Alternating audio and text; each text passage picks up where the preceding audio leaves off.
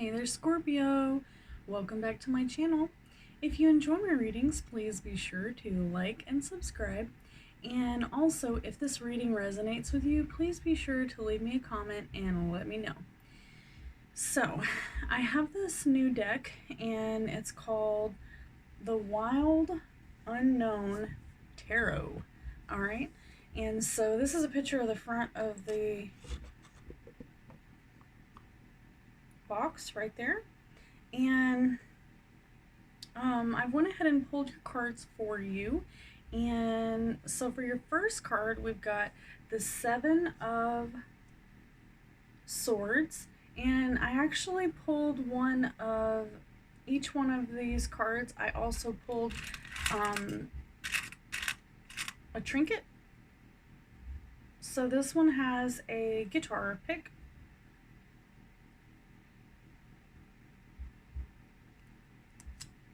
Alright, if that has some significance to you. Alright, so this is the card right here. And it's got a little fox. And the fox is sitting on top of one of the swords. So, the Seven of Swords.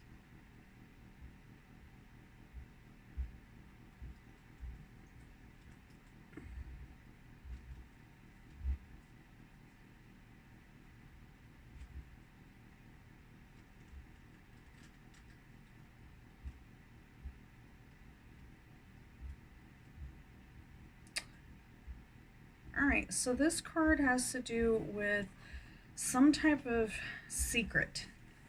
Alright, so the Seven of Swords is about secrecy and self-interest. Alright, the Six Swords hang in plain view, while the seventh is tucked underneath the sly fox's tail.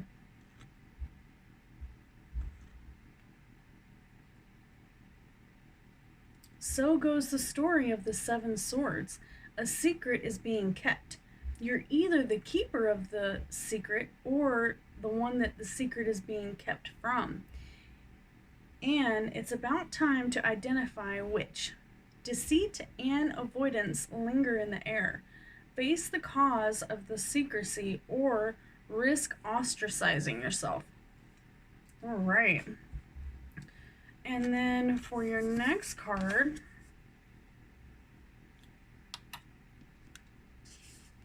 now this one is quite creepy, okay? This is really creeping me out already. Alright, so this is the Eight of Pentacles, and it's got a spider web on it, so it kind of reminds me of being stuck in a spider web. It's upside down, but I don't think it really matters. I mean, I didn't pull it upside down, but regardless, this deck, she said that she doesn't do upside down cards, so I only have to read it one way. What? Alright.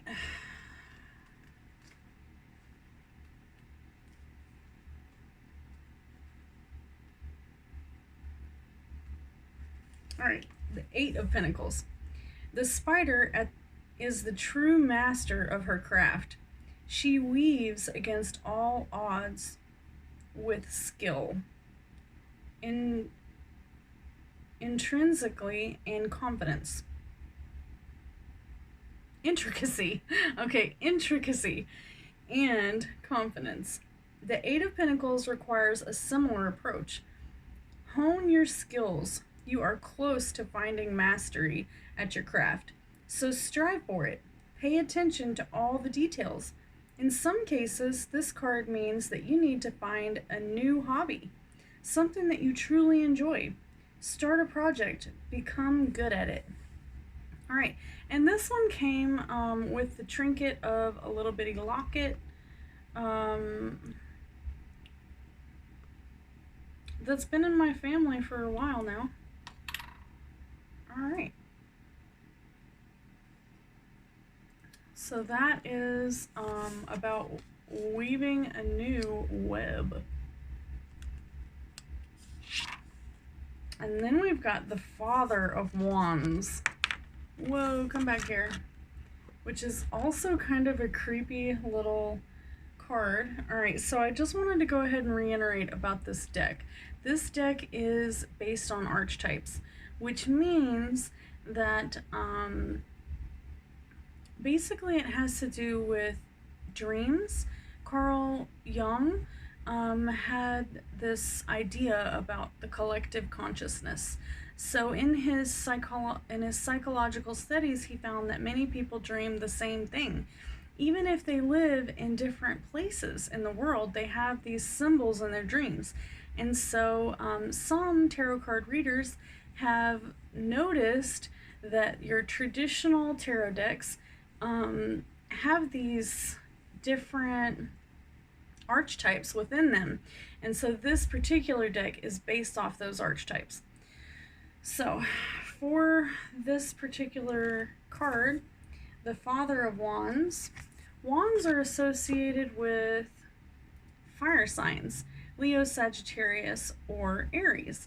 So there may be one of these signs that we're speaking of right now. It might not necessarily be reflective of you since you are a water sign, but let's take a look and find out.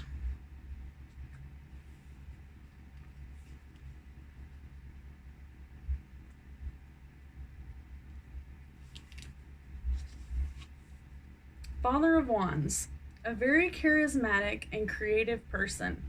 The Father of Wands is a man of mystique and charisma. Others are drawn to him naturally, and he welcomes them with an open and loving heart. Usually, you'll find him involved in the healing arts as he's deeply compassionate and in tune with life and nature. He is able to hold steady and still during conflict. All right, so during conflict, even this person is still strong, and this definitely has to do with somebody close to you in your life. All right, and this one has a broken wing next to it. A broken wing. So definitely don't be trying to fly if you have a broken wing, okay? Wait till you're healed. The Fool is your final outcome. All right, the Fool.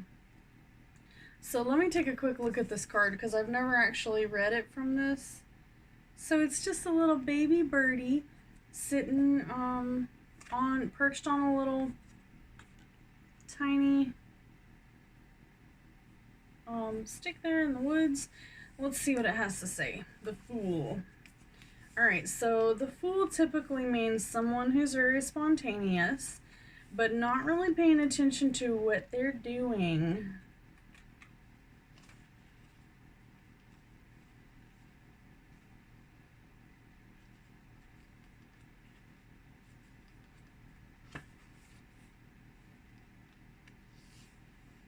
And it's the very first card of the Major Arcana.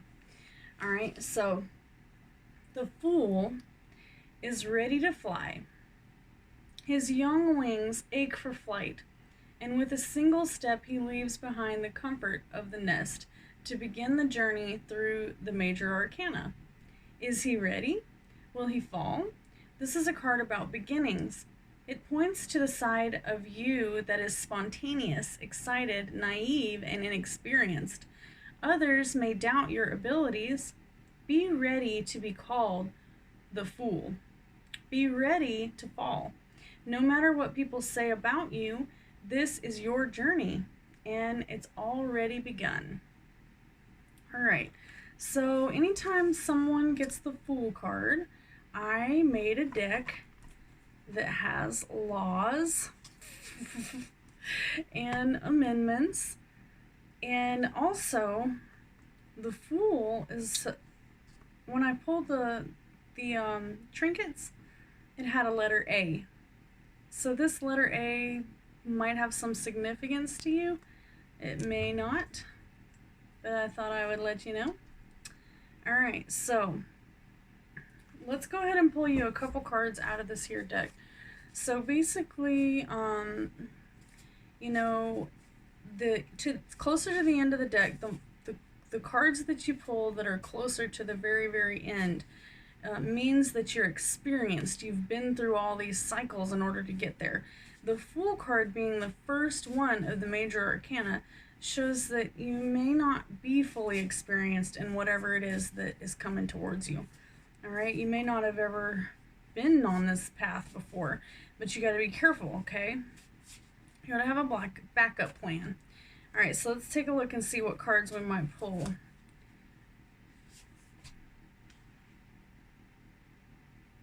Number 18, which is prohibition, no alcohol. All right, so that right now that's probably not going to happen. But I do know that because of, you know, a lot of the prohibiting that has been going on due to the pandemic, alcohol sales are through the roof, but some of the distilleries have changed over to make actually hand sanitizer. So you might get some hand sanitizer that smells like whiskey. It's kind of hilarious. All right, and then for your next card, we've got the number 4, which is the Fourth Amendment. Protection against unreasonable search and seizure of property.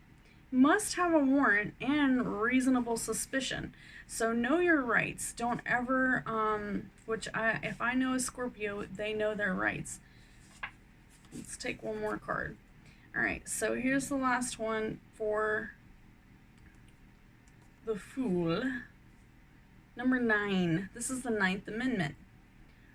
Rights not specifically listed in the Constitution, such as privacy. All right, so we do have unalienable rights. They may not be listed in the Constitution, but they are definitely necessary, and privacy is definitely one of them. All right, so that's enough of that. If you feel like, you know, you might be coming across some situation where you could be at a loss, then I would say get a backup plan. Because the Fool card kind of, you know, it means that you might lose your step. So the Fool card in the traditional tarot deck has a man standing on the edge of the cliff, and he has a little dog jumping on him, and there's a butterfly in front of him, and he's playing a flute, and he's about to walk right off the cliff. He doesn't even notice it's right in front of him. Same thing with this little birdie.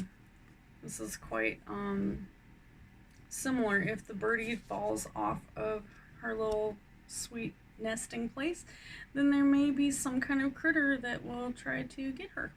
So stay safe, and let's pull a couple more cards.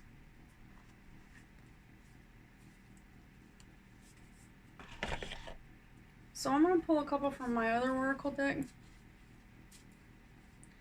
Just because we got this little sly fox over here. And if it's not you, then there's definitely somebody lying to you.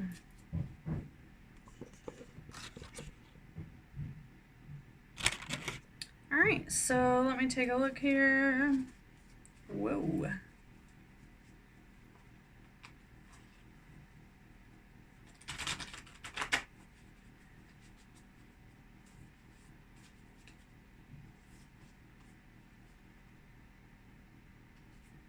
Wish on a star. Alright, so it doesn't really give us any more information. Another Fool card? You got another Fool card.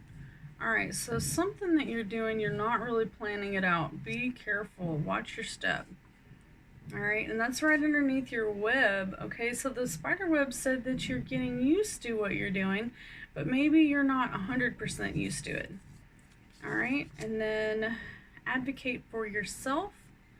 Right underneath the Father of Wands, which is the snake, the card with the snake on it. Advocate for yourself. In other words, don't let somebody else tell you what you should or shouldn't be doing. Go do your research, and all will be well in the world. Serendipity, synchronicity, and luck.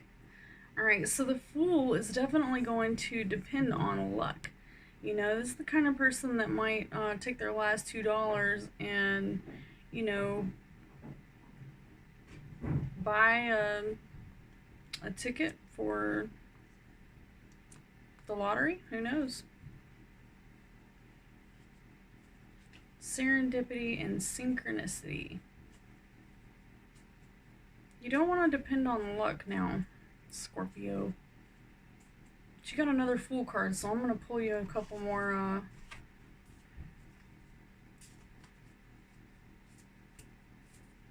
I didn't take them out of there, so we might get the same cards.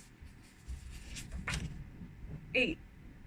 Amendment number 8 protects against excessive bail, cruel or unusual punishment. Number 19, ladies can vote. Finally. Number 26, love, I'm sorry. Lowered the age to vote.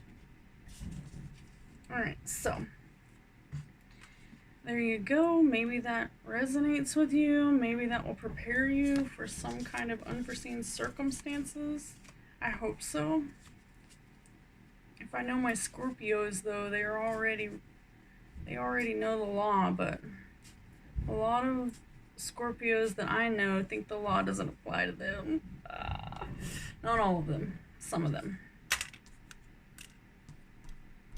Alright, so just be careful. Follow your instincts and don't be led astray. If it sounds too good to be true, you know it always is. Not maybe, definitely. Alright, you Scorpios, come back and see me next week and I will get you a fresh new reading. Be sure to like, subscribe, and share. And if this reading does indeed resonate with you, please be sure to leave me a comment.